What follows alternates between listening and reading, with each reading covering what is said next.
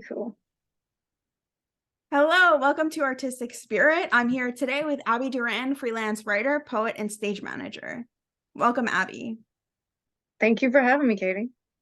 Yeah, so I thought we could kick off the beginning of this just talking a little bit about mental health and storytelling, because those are two things that are really important to me. And also, I know my audience, that's really in their heart, and it's something that they love to hear about and love to express themselves. So I'd love to hear your take on it.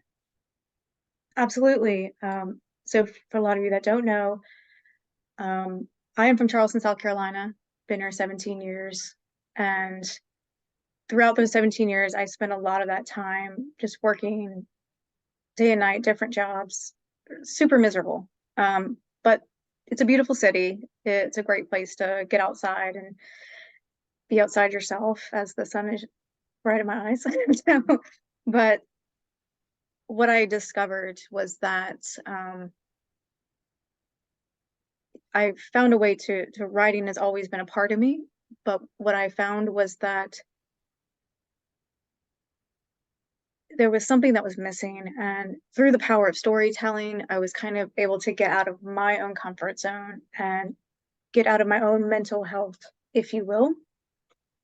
And there was a moment in time where I just wanted to disappear. I wanted to die. Like this was just something I wanted to do, and I was just again I was just miserable, and I didn't really find my niche. I didn't really find the value of what I am and who I am, right? I was just so caught up in trying to live the life of having a potential husband and a home and things like that, right? And live that, I guess, American dream, if you will. But it's not for everyone, you know.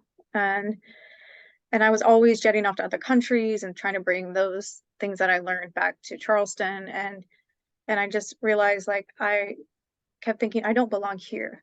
Like I don't belong here, and I didn't know how else to express that. So I would just be super depressed. I would cry for no reason, and and then it wasn't until years later, I got a steady job, and then I went to therapy. I started going to therapy, and it wasn't until that time I really started to work in with my emotions. And obviously, it's easier said than done.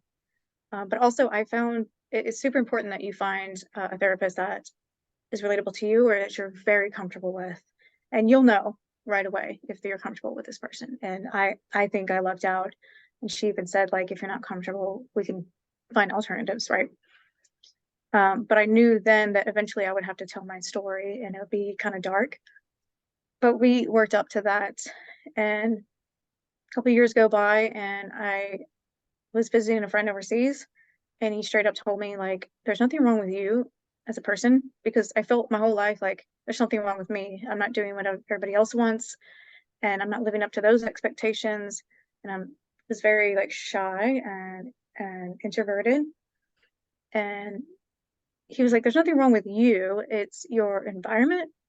It's the people you're hanging out with, including family, and you're broke. He's like, those are the problems you need to fix. And it takes a really special person to say that and risk your friendship. So when I came back, I was super angry, and I was like, I can't believe no one here is telling me this, you know? And I already had anger issues up to that point. So what I did, I started working through that and like, okay, what do I want to do? What is it that I really want to do? And well, writing's my thing. That's what I'm good at. And so back in 2018, that's when I formulated VeraNation, the writing service platform. It's also global storytelling platforms. I have stories on there for my travels and such. And so I was like, I want to take this seriously and take it to the next level. And so I started to grow that. And then in addition to going to therapy and all that, just working out those kinks. But the more phenomenal thing I realized, and it didn't happen until the beginning of 2022, um, is that the more I really worked on myself and I got out of these negative environments, started living kind of alone and really working on that, I could see my future self and beyond. And that's something I've never been able to do. And I no longer wanted to die. I just wanted to do me. And that was the beauty of it. And even more so, poetry came into my life last year. It kind of punched me in the face, which is kind of weird, but it is scary too to do because it's like skinny dipping with strangers, right? As my friend says. But that helped me significantly overcome being kind of this hermit and bring me out on stage.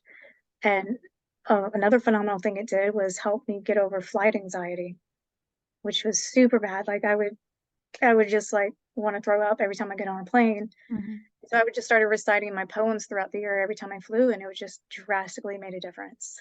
And like I couldn't tell you, like the last time I flew, I like ended up reading a book, and I'm like, I would never do that. So, yeah.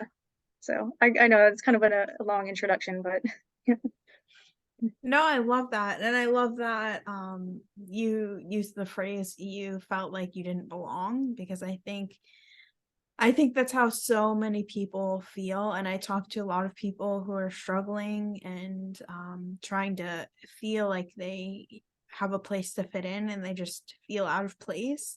And I think you really touched on something that's just so universal to people who are, whether it's depressed or suicidal. Like I personally was suicidal, and I always say about like my story, like it's from suicidal to grateful.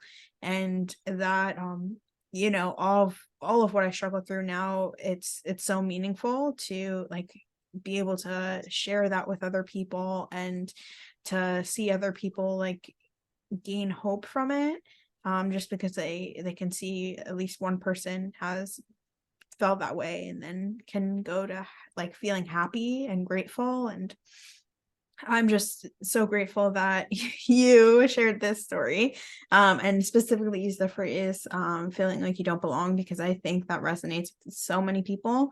And so many people just feel out of place.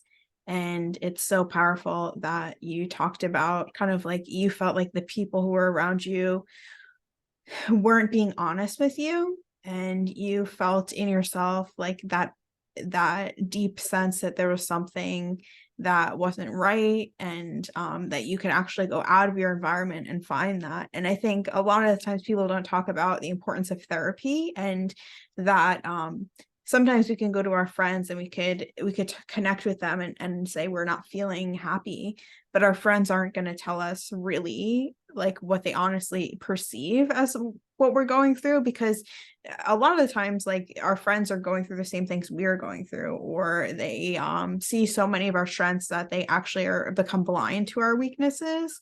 And in therapy someone can give you an objective opinion, and I'm so glad that you got to see that in therapy, but also that you had this experience that you went out of the country and someone shared that with you. And yeah, I'm just curious, what was the process like? Because I think this might be helpful for people on their healing journey when they feel like people are honest with them, but like they might not be ready to hear that. What was the process from going to anger to feeling like it was almost a blessing that someone shared this with you? I love this question. I'm so glad you asked this. Um, well, I just kind of grew up being a quiet kid. I was just had this anger built inside, and it's from years of things. Um, but and they're not gonna like this answer because it's truthful. But when you're friends and family, when you're being even now doing what I'm doing and being a writer and traveling and promoting myself and my business, friends will try to relate, but then after a while they kind of get tired of your shit. They're like, oh, you've been doing this for a long time. Like, why aren't you doing that? You should have just stopped complaining and come home or whatever it is. The same thing here, except when you get tired of your shit, that's when you know it's real. And again, it's kind of like the same kind of friend that, overseas, he was, we've gotten to it several times about disagreements and we still do. But, him and one other person, they were just like, like, just shut up. Like, I'm tired of hearing you suffering. I'm tired of hearing you going through this. And I was tired of my own shit. So, but with the anger, it was more like, I need to find a way to fix this because if I don't, it's going to end very badly for me. I've unfortunately like physically hit people out of anger. Um, and it's not something that I recommend. it may feel good in the moment, but if you don't have a way to sit with your feelings and things like, and that's kind of where poetry for me came in to play. So it wasn't just the therapy, like it only could go so far for me because I was moving on to the next phase of my life. And like I said, that this whole 2022 is a whole life cycle that I went through. 'Cause before that, I've been going to therapy like almost 5 years. So, and it just when poetry came, it was just the most natural thing that presented itself to me, and in a way that was, but at the same time, I was allowing the universe to open me up and bring it into perspective. And when you get to that point where you're like, okay, this is the point where you have to take away your emotions, take them out of the equation. And that's when these other things usually start to come into play. And so when poetry did that, I was able to kind of transform my anger into that. And even now, still, I kind of made it, I've only made it a habit this week, but I'm trying to make it a daily habit of just sitting with yourself, taking your emotions out of the equation, stop being upset about things that are out of control, no matter what it may be. And then you'll realize why it is the way it is. Easier said than done, I know. But I think the pivotal moment was I really just got tired of my stuff too, and dealing with like, I don't want to be stuck here doing this every single day. I don't want to come to a job I hate, and it was a very toxic job at that. And it would just, make it worse for me. I don't want to have to like not be able to enjoy my experience. And Charleston's a beautiful place. I want to be able to go outside and enjoy it, and I can't do that if I'm stuck in here. But at the same time, I will tell you, Charleston is a really big town. It's not a city like people think. It's a big town. It's very tight knit, and they have certain expectations, and so they do have their own kind of bubble, if you will. And a lot of times, like people don't fit in that way, and maybe someone else can relate to that in their own town, whatever it is. But when you get, like I said, you get tired of that, the same thing all the time, that's when you know you're ready to move on. Yeah, I really see that as such a powerful statement because I think there's like a level to before you heal, you can be in denial.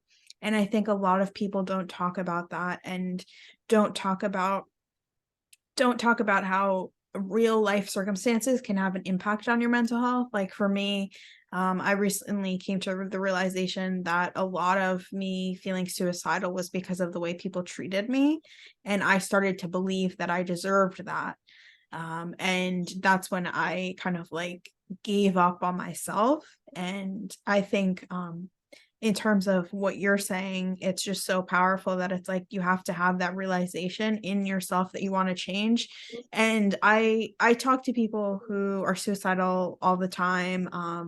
And a lot of people kind of like say, like you can basically see kind of like how willing someone is to heal just from talking to them. And sometimes certain people don't believe that healing is possible. And I believe the only thing stopping anyone from healing is their belief that they can heal. And the only thing stopping someone from getting help is the belief that they deserve help. And I mean, I was just watching a video a little while ago, and they said something about like, if you don't think you're worthy, then you're not. And the second you start to believe you're worthy, you are worthy. And I think that's so powerful because anytime that you feel like you don't belong somewhere, like it takes so much internally to kind of like admit that and acknowledge that and to get out of the denial and to even say that what's happening externally has an impact on how I see myself. What's happening externally is a story that I tell myself. And sometimes I I know you're a great storyteller. Sometimes we tell ourselves stories that don't serve us, or we tell ourselves stories that we're not ready to resolve yet. And I think this example is something that a lot of people can see themselves in. And I'd love to hear. I know you said writing poetry really helps with your anger. Was poetry the thing that helped you feel like you had a sense of belonging? Absolutely. Well, even right just before it, again, I was like, okay, I know I want to leave Charleston eventually, soon, very soon. Um, and I know I'm ready to do big things. But poetry was kind of like, I know you're a writer. Like I've been a writer my whole life, but poetry's like, oh, here you go. It kind of just opened the door for me. And again, I had to allow it to do that. And, I say the universe, to bring that to light for me. And it was, I call it my palace of penmanship when no one else will listen. So it is where I truly found a voice that I otherwise didn't even know existed. And even before then, yeah, I remember my therapist asking me at one point, she's like, well, what gets you up every day? And to the extent like you don't, commit suicide. And I really had to sit with that question because I didn't have the answer immediately. And, I don't know if it was this like this with you, but we when we get to that dark, hole, it is like we truly believe we're doing the other people's service by not physically being here. And until you've gone through that point, it's hard to explain that to anyone else. But like you said, but the more this doesn't happen overnight by any means. It takes so much time, but when you really start to see the value in you and you work, I mean, I still cry to this day, so it's not like it's going away anytime soon. But I think there's a beautiful balance between the dark side and the light side, and using depression as a tool to be productive or creative or whatever it is that may be. Yeah, and actually you touched on something that recently I've been thinking a lot about, and it's this idea of like what makes life worth living. And Mhm. I always tell people, like, even if like, because I got a lot of pushback when I was saying your life can get better, like don't give up, your life can get better, and people are like, what if it gets worse? And I was It's like, so even if it gets, cliche. yeah, even if it gets worse, like it's still worth living. And in my own story, like things got a lot worse for a long time, and life was still worth living. um and someone said, okay, like that's great, but of course, like you kind of like tackle one thing and then it's like the next thing. They're like, but what, you didn't mention what makes life worth living. So I was thinking to myself, like, what actually makes life worth living? And actually, I don't know if you're familiar with like AI, like chatbots, like Chat Yeah. GPT. So Oh, I I was love that like, thing. yeah, so I actually like went on and I was like, what makes life worth living? And it kept telling me like experiencing joy and love, but it also said in like a longer form, because I had to like kind of like ask it a bunch of times. It said that it's different for everyone. And I realized how much of a disservice it would be for me to tell someone what makes their life worth living if I don't know them and I don't know what they value. And I'm not saying that some people's lives aren't worth living, because I think everyone's life is worth living. And that's like a deep belief I have. And I've learned that from going from a place in my own life to feeling like my life wasn't worth living, to seeing the value and seeing all of those moments where I felt like everything I had been through was worth it. And I looked back and I said I wouldn't change a thing.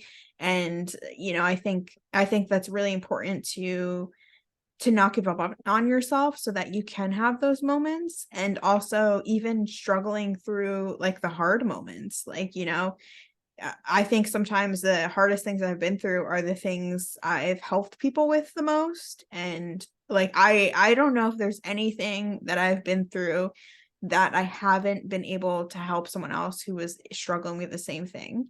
And I think like once you kind of like either commit yourself to serving or commit yourself to some form of expression that brings you alive, or commit yourself to something that you deeply value, like then I think you'll never feel like life is worth living. So I'm just curious, and this is a deep question, so if it's too deep, No, feel go free for it. to be like you're not going there. But yeah, what to you makes life worth living?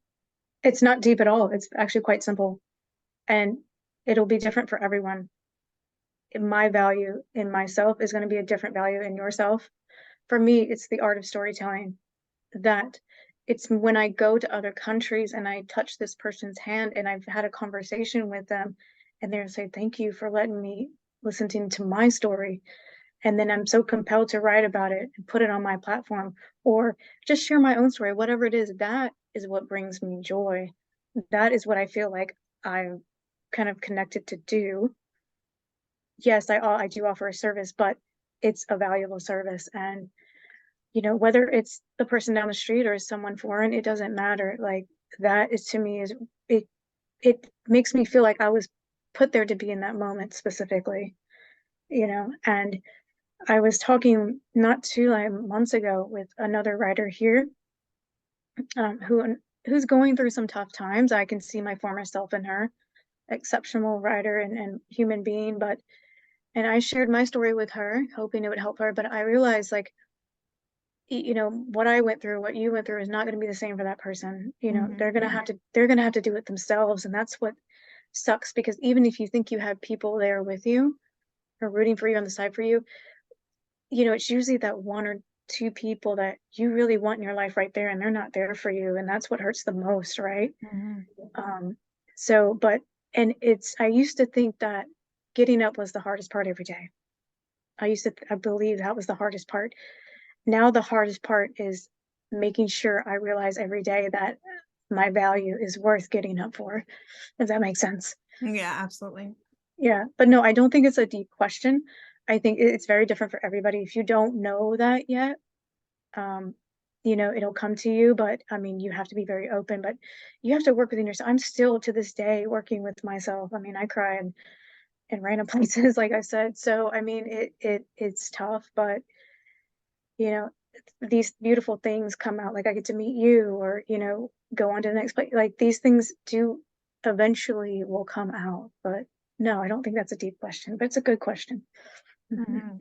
Yeah, I love how you say even if you're in a good place, it's you can still process things and that there's always more healing to do and Always. that the idea that you still cry because I think a lot of the times people who are struggling kind of like have this idealized version of like this happy person or even like the person that like they're not Mhm. like the person that like there's a person on a pedestal that like is happy and has this perfect life and somehow they're constantly comparing themselves to that person and just this idea that it's like I think everyone has so much healing in their life to do and that I mean, I feel like people who aren't expressing themselves and aren't doing the inner work to heal, that's not anyone that we should be putting on a pedestal. No, but I want to add to that pedestal statement, especially happiness.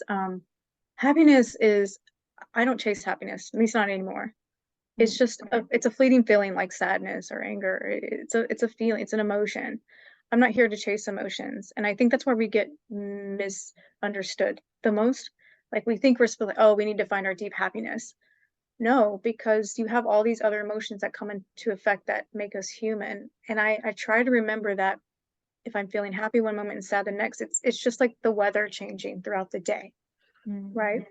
Um, what I want to find is peace. I want to find that, just like I'm talking about, that like you can live in the moment, you take things as you go. Again, easier said than done. And I know a few people that do this in their daily life, and I'm just awe inspired by them because they literally are in the moment constantly, which is a struggle for most of us. But chasing happiness, no, we should not. We should be able to learn to accept it when it comes in, just as much as we accept the depression or the sadness, or the grief. Like take that in. I recognize that it's right here. Like, okay, I see you, I feel you.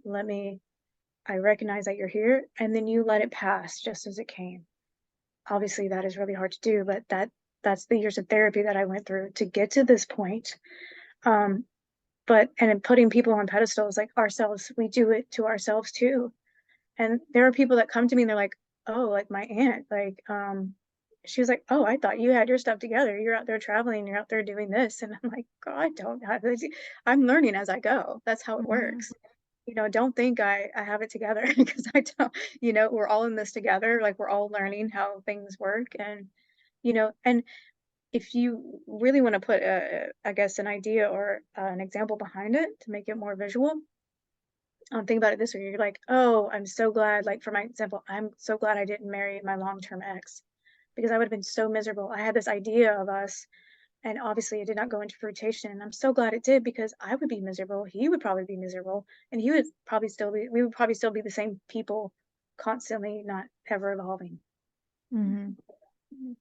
Yeah, that's so important to recognize. I think the most profound thing I've ever heard about happiness, and it's not exactly about being happiness, finding happiness in yourself, is that sometimes, or every time someone hurts us, it's their attempt at being happy, whether Mm, or not it's intentional what they do to us, or if it's like collateral damage and things like that. And that changed my perspective so much. I think it was the Happiness Makeover that I read that in, and mm, just kind of like this idea that most people aren't trying to intentionally hurt you. They're just trying to find happiness in themselves, even if it's misguided or harmful or just not right. But it helped me kind of like understand that, like that saying, like it's like you can decide if you're living in a hostile or like friendly environment. I think like it's such a powerful thing to do, to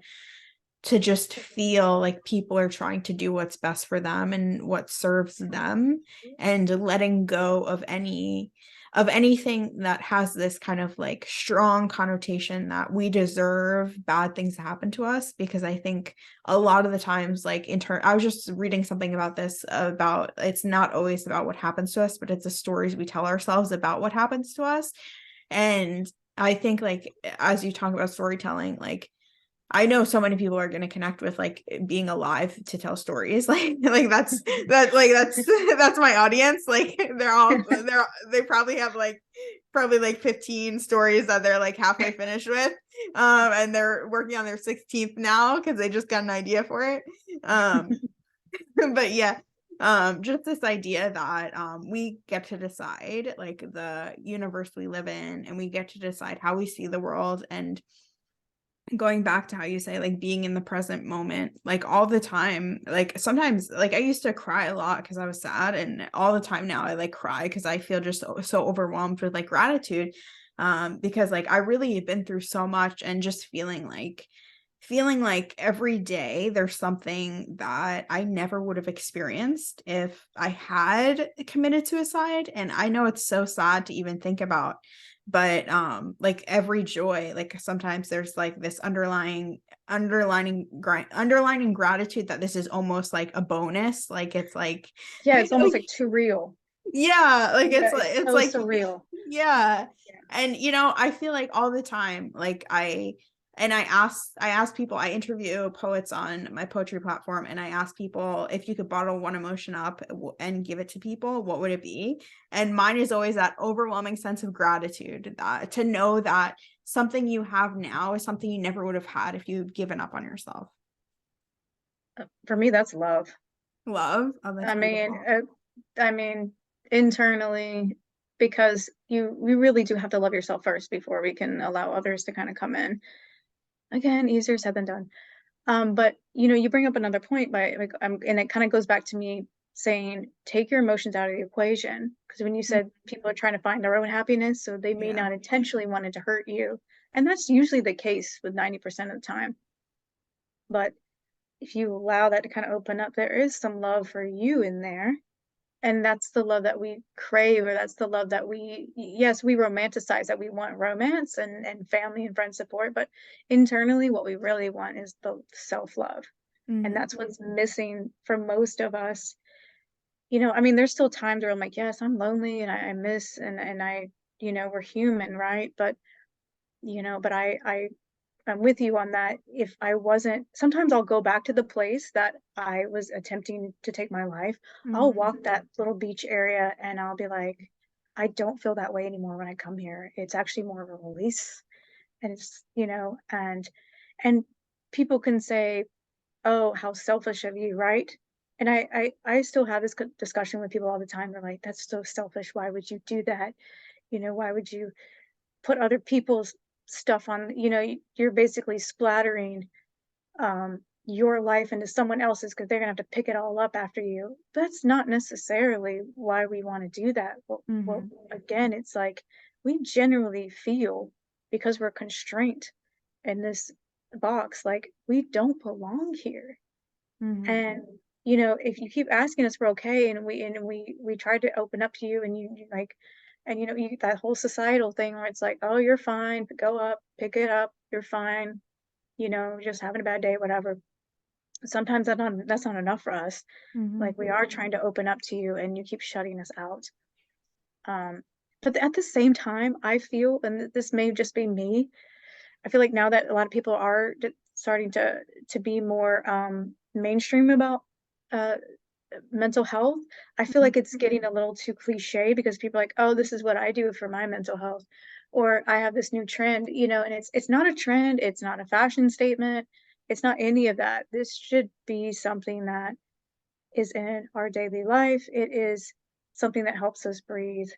It's not to be placed on some like pedestal platform. It's not, yeah, we want to share certain stories. Yes, and I know the power of storytelling, so it helpful, especially for those of us that overcome or even substance abuse or Mhm. whatever addiction it is.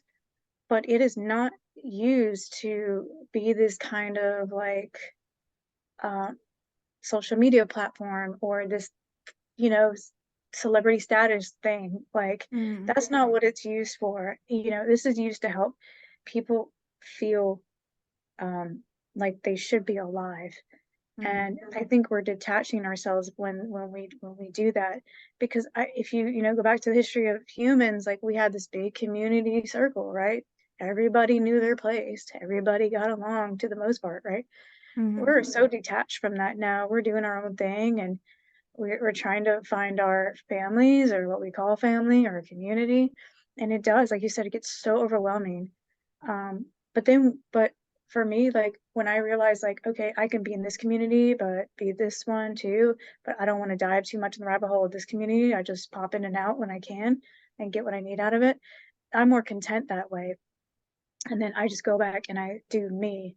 And let me tell you, just sitting, and this was something that happened to me, like, I'm talking so recently, like November, December, just sitting with myself in silence, which is hard because I love music. But music, what'll happen with music is it'll put you in a different headspace, and you get sucked into it. So you got to tune it out. And then, and just allowing that communication, and the sadness, and the sobbing, and the depression, and the heartache, the whatever it is, and you talk with it, and you talk with yourself, and you realize, like, doing that on a daily basis, like, is significantly, and just in the last few days, I don't feel scared about the future anymore. Like, I'm terrified, like, I'm barely breaking even, like, I'm going out there telling my story, I'm meeting with clients, I'm doing all kinds of things I never thought I'd do, right? Mhm. And it's scary, going living from place to place until you find your place. But I no longer am scared about the future, because I am so certain within myself that everything's going to be okay. Just keep doing me. Yeah, I think that's really powerful because going back to that idea of like someone on a pedestal and that the idea that for someone to and this actually came from a conversation I had with someone who was struggling that they had to be that version of themselves on a pedestal for their life to be worth living. Mm. And I love how you talk about kind of like the determination of who you are and that makes your life worth living and that you can still be striving for more, you can still be trying to improve, but at the same time like you still are happy in the now and you can know who you are and know that you matter and that your existence matters. So I'd like to just talk to someone who's listening if they're struggling and they feel like they're going to be happy or their life is going to be worth living when they're the perfect version of themselves on that pedestal. You don't have to wait for that. You can decide today to be yourself and to be the version of you that just has the courage to live in the now and believe that your life is worth living no matter your circumstance. And don't be afraid to ask for help. It is scary. They'll be able to ask for the right help, you know, because that Exactly. it's scary for us to be like, no, we can do it on our own. But really, it does take that extra push. Yeah. And I think for a lot of people, it's so important to recognize that sometimes we don't feel worthy of receiving help, Yes. or that we feel like it's stigmatizing to ask for help, and that somehow by asking for help it brings us further away from that vision of ourselves on that pedestal. um but yeah, just the idea that who we are now is enough, and that we're not um we're not in any way cheating ourselves if we ask for help. We're doing the opposite and giving ourselves a chance. Yeah. And I don't know about you, but like therapy could be it could be a number of things. I like to think of it as like having tea with someone from the outside, and you can do it weekly, you can do it bi-weekly, you can do it monthly or yearly. It doesn't have to be all the time, because Mhm. the goal eventually is to, no longer needing this person to have tea with.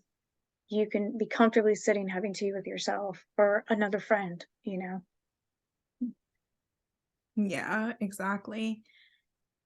That's just so powerful. I'm just letting that sink in. And Yeah, just this conversation is like it's almost emotional. I'm like, oh my gosh, like I can feel what I used to feel, and I can feel these different things, and the gratitude that you have, like I feel that too, mhm.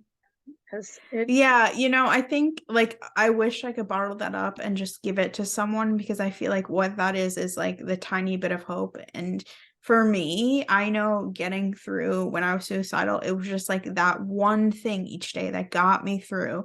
Like whether it was like art, listening to a song, reading a poem, a book, a movie, like just one person who was kind to me, or someone smiling at me. Like it's just like I think a lot of the times we don't recognize how important it is to just find hope. And I know I feel like it's part of my mission to kind of like share that like overwhelming sense of gratitude I have with other people. And if I could bottle it up and give it out to people, I would. No, you um, should. That's beautiful, though. That is so beautiful. yeah, because it's like I live by the beach, so I like go over to the beach all the time, and Nice. I'll just be thinking about like just kind of like the way things used to be, and like the things I've gone through. And I'll just be like, everything I went through and all the stories I told myself about what it meant means nothing to me now. And what matters now is the things I decide that matter. And it's so different from how I ever would have thought, and like my mindset completely shifted. And I felt like I was a burden on people. I felt like I didn't belong. And I think I wanted to say this earlier, but it was I said something else instead. But like the number one thing in like the research that people who are suicidal think, it's that they're a burden. And you mentioned about how someone said like suicide is selfish. And I think so much of the time people who are suicidal feel like it's the opposite, and that like they're somehow making the this is so horrible. And like I honestly like I know that it's like it's something that I believed, that I felt like the world would be better without me in it. And I know now that's so not true. And like I get reinforced with that idea that like the world is a better place because I'm in it like constantly. And like I never would have imagined, like the way I see my life now, I never would have imagined that would have been possible when I was suffering. Yeah, I'm right there with you, girl. And for me, I was always I'm still trying to find my home. It'll come to me. I'll find it. But I think in my case, it was the guy that I fell in love with, Mhm. and I thought we were building this home, and then he took it away from me, and I was like, I don't. He was the closest to home I have ever felt. Let's put it that way. Mhm. And so it just, in addition to all the other stuff I went through, that was the straw for me. I was like, well, if he doesn't love me, who else is going to love me, Mhm. right? If he doesn't see any value in me, and so for the last 5 years, I didn't even I just worked on me for the last 5 years, and it wasn't again with. I think last spring, someone kind of came in, and I allowed the universe to bring him in my life. And in that moment, I was like, oh my God, I've met him in another life. I love him. And I thought he was the one, Mhm. and it turned out and it didn't turn out to be the case. I was obviously crushed, but what I did, was took away the emotion out of Mhm. it. And when I did that, I realized he was just here to teach me how to live again. Mhm. And so that's the beauty I learned from it. Obviously, I'm still a little like, oh, I wish that was me, and but the when it goes back to like loving yourself, which is Mhm. easier said than done, I know. But and not having to relate on other people, and they always say find your happiness first before adding on to it. And that's what we should do. We should be adding value to other people's lives, but at the same time kind of formulate the home that you want for yourself first before kind of going into the next step. Mhm. Yeah, actually, so this is unannounced, but in February, I have this Discord server that's for suicide prevention. It's a project, Rintiki, Okay. and we're doing a self-love challenge for the month of February.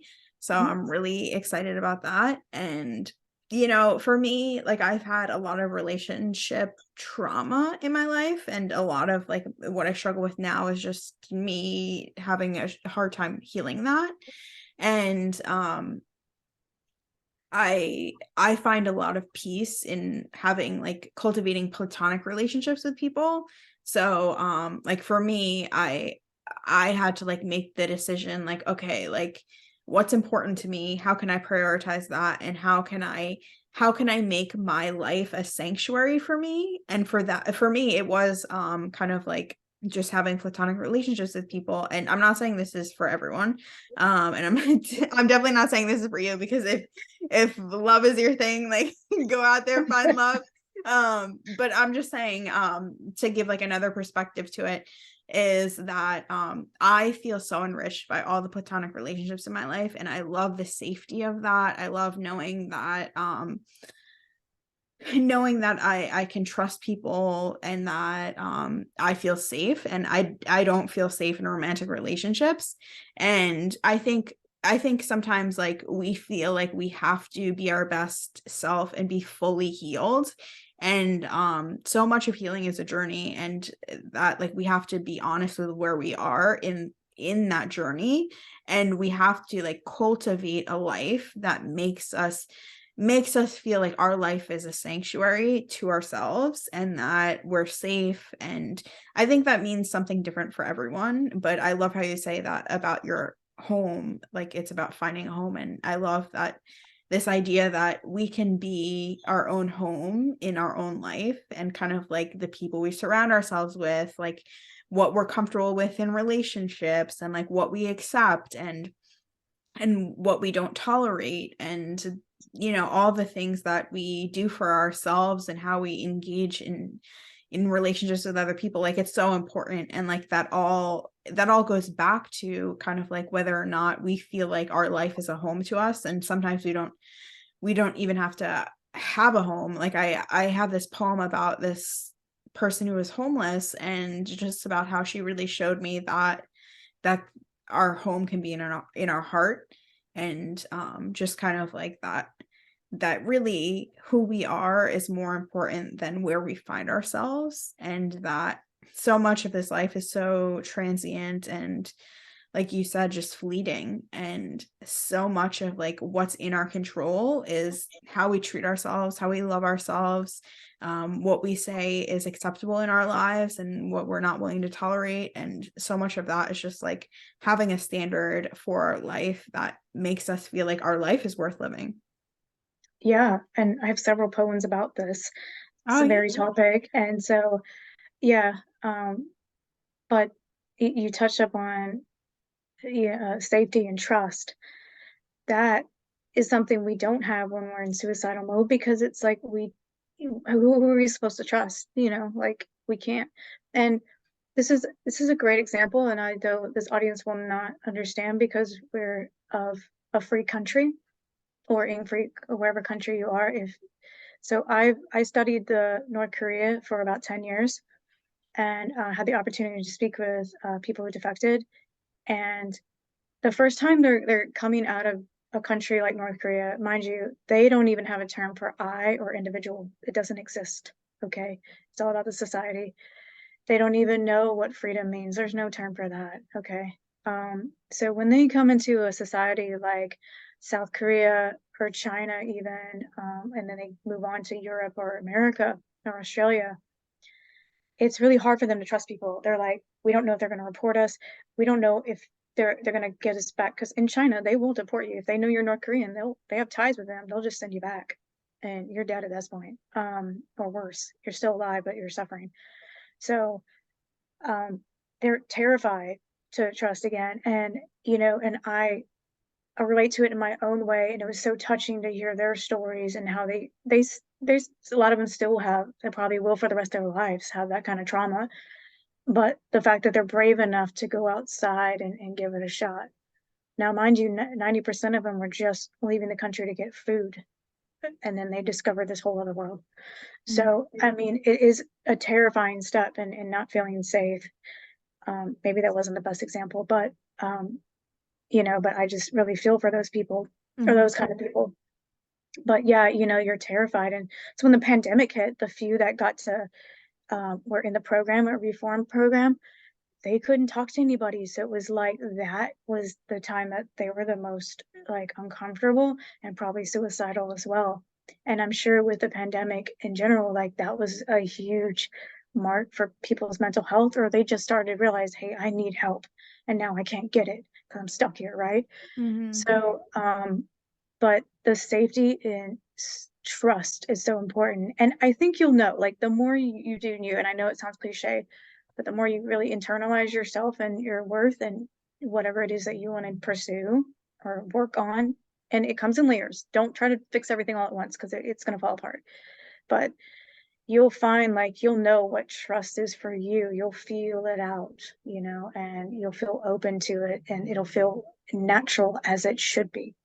Everything should be most of the part natural. Yeah, you might feel a little discomfort, even, sharing your story or whatever it is, but it'll be in a natural way. It won't feel like as scary. Like with me, it was turbulence, like I was terrified, but my turbulence came from the trauma of like, I'm not ready to die yet. And I have all this other trauma that I needed to face. So that was really where the turbulence from and not having control of my Mhm. life. So, but yeah, I think that you really, yeah, I'm glad you brought that up.